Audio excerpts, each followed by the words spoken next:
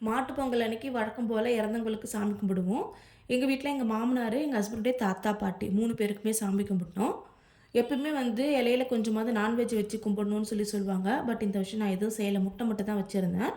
வழக்கம் போல் வந்து சாதம், 3 பொரியல், அப்பளம், வடை, அப்புறம் பலகாரம் வைப்போம்.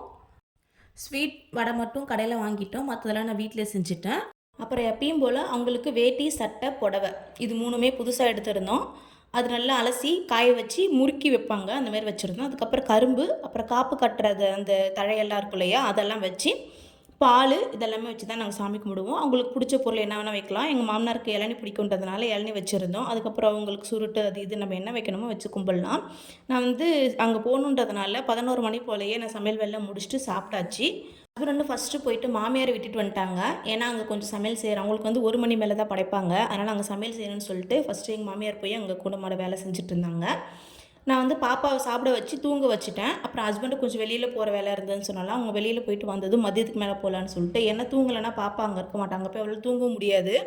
தூக்கம் இல்லைன்னா நைய நையின்னு அழுதுகிட்டே இருப்பாள். அதனால் மதியத்துக்கு மேலே நாங்கள் போகலான்னு சொல்லிட்டு பாப்பாவை சாப்பிட வச்சு தூங்க வச்சு மதியம் 1 மணி போல் தான் அவளை எழுப்பி அப்புறம் திரும்ப மதிய சாப்பாடை ஊட்டி விட்டுட்டு ரெடி பண்ணி அதுக்கப்புறம் தான் கூட்டிகிட்டு போனோம். அங்கே போய் சாமி கும்பிட்டுட்டு நாங்கள் மதிய சாப்பாடு அங்கே சாப்பிட்டுட்டு அப்புறம் கொஞ்ச நேரம் அங்கேயே தான் இருந்தோம். கரெக்டாக 2 மணி போல் அங்கே போயிருந்தோம். ஈவினிங் 7 மணிக்கு தான் வீட்டுக்கு வந்திருந்தோம். ஏன்னா நான் பாப்பா பிறந்ததுலேருந்து அங்கே கூட்டிகிட்டு போனதே இல்லை. அங்கே போனது எங்கள் ஹஸ்பண்டோடைய மாமா பொண்ணுங்க 2 பேர் இருக்காளுங்க. அவளுங்க கூட நல்லா க்ளோஸ் ஆகிட்டா. நல்லா விளையாடிட்டு இருந்தா. பலூன்லாம் வச்சு அவளுங்க விளையாட்டு காமிச்சிட்டு இருந்தாளுங்க.